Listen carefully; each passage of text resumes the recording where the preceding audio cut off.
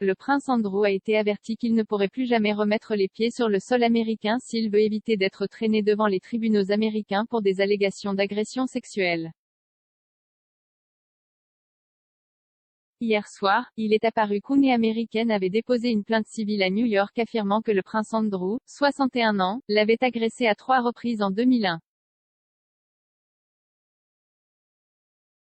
La plaignante, Virginia Giuffre, 38 ans, avait précédemment affirmé que le couple avait eu des relations sexuelles, quelque chose que le duc de York a catégoriquement démenti. Des experts juridiques ont affirmé que le royal ne bénéficierait pas de l'immunité diplomatique pour les infractions présumées, ce qui n'est accordé qu'à la reine et à sa famille immédiate.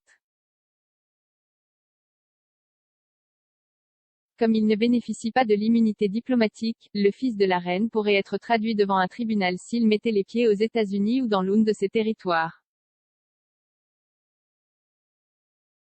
Le prince Andrew pourrait alors être contraint de témoigner devant le tribunal. Cependant, des experts juridiques ont déclaré que ce ne serait le cas que si le duc choisissait de se rendre lui-même aux États-Unis, car l'extradition légale est hautement improbable car il s'agit d'une action civile et non pénale.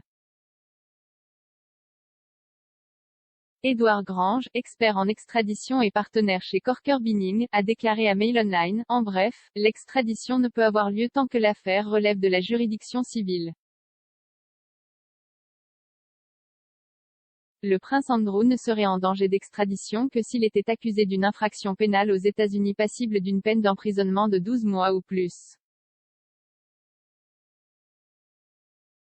Même dans ce cas, alors qu'une demande d'extradition pourrait être faite au Royaume-Uni, il ne fait aucun doute qu'une réflexion approfondie serait menée sur la question de savoir si de telles mesures devraient être prises étant donné que ce serait une décision très audacieuse pour les procureurs en raison du casse-tête diplomatique incontestable qu'il pourrait causer pour les deux juridictions. Il a souligné que, s'il devait être inculpé d'une infraction pénale aux États-Unis et si les États-Unis demandaient son extradition, sa nationalité britannique n'entraînerait pas le rejet de la demande car la Grande-Bretagne extrade ses propres citoyens. L'avocat écossais des droits civiques Amer Anwar a également convenu que le royal ne ferait probablement pas l'objet d'une extradition.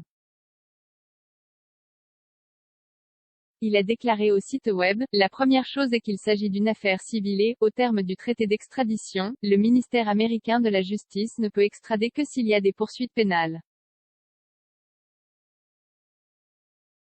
L'expert a ajouté, s'il engageait des poursuites, ils auraient tout à fait le droit de rechercher le prince Andrew. Des experts constitutionnels ont également confirmé que les membres de la famille royale ne bénéficieraient pas de l'immunité diplomatique.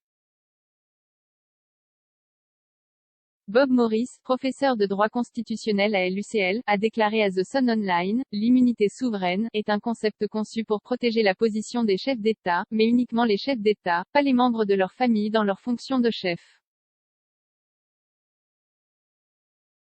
Et vous ne pouvez pas avoir plus d'un chef d'État, donc, cela ne s'applique pas aux membres des familles des gens, il n'y a aucune logique à le faire.